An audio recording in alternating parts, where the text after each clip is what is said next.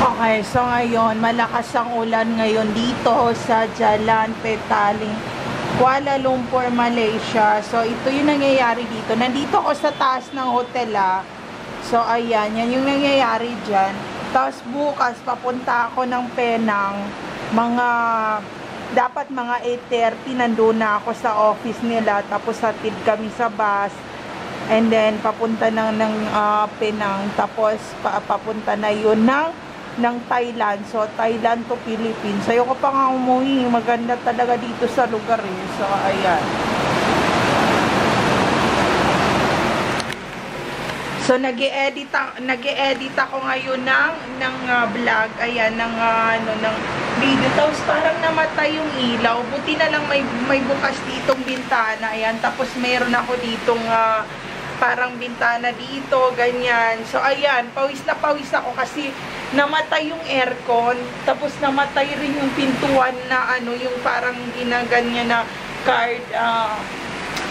Siguro inalis ko to, hindi ko maalala. Siguro inalis ko kaya walang ilaw. So, alam nyo ba, nagkakaroon na ako ng yung parang hindi ko naalala ganito, hindi ko maalala ganyan. Ito pala, hindi ko pala nalagay yung card. So, ilagay ko muna. Ito ang problema ko, lahat nakakalimutan ko. So, sabi ko, brown out ba? So, kaya pala. So, ayan. Kaya pala, sabi ko, parang, ano nangyari? Pawis na pawis ako. Yung pala, hindi ko nalagay. Ayan, na switch ng ganyan. So, very secure dito. Kasi nga, sinolo ko talaga. So, mahal tong standard room yung kinuha ko. Tapos, ayan, standard siya. Ayan. So, maganda yung hotel na kinuha ko. And ever since naman na kasama ko si Hero, si Gabi, lalo na ang asawa ko, yung asawa ko ang kasama ko. Kasi, ang kinukuha talaga niya, yung one day na tig $200 US dollar talaga for one day na hotel. So, nasa 5-star hotel kami noon. Yun yung kapanahunan na hindi pa nalaman nung kabit niya na out of country kami, na Middle East to Hong Kong, and lagi kami bumabalik ng Hong Kong. Siguro bumalik kami ng Hong Kong mga 5 times nung time na yon.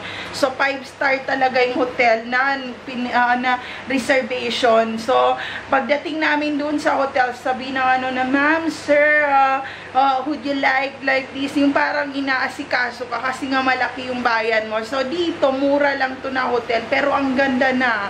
So, ayan yung itsura niya. So, ayun, kaya hindi ako nalulungkot talaga. Sanay kami na mag-out of country. And, ayun, so, ito yung CR. So, ayan, yan yung CR. Nagpalaba pala ako. So, ayan. Ayan.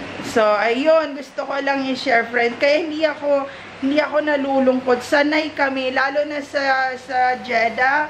Every Eid holiday, nasa type kami, and then 5-star din na hotel yung reservation. So, yung mga anak ko ngayon, kung ano may nangyayari ngayon sa mundo, hindi sila sanay maghirap. So, hindi kami nahirapan, excuse me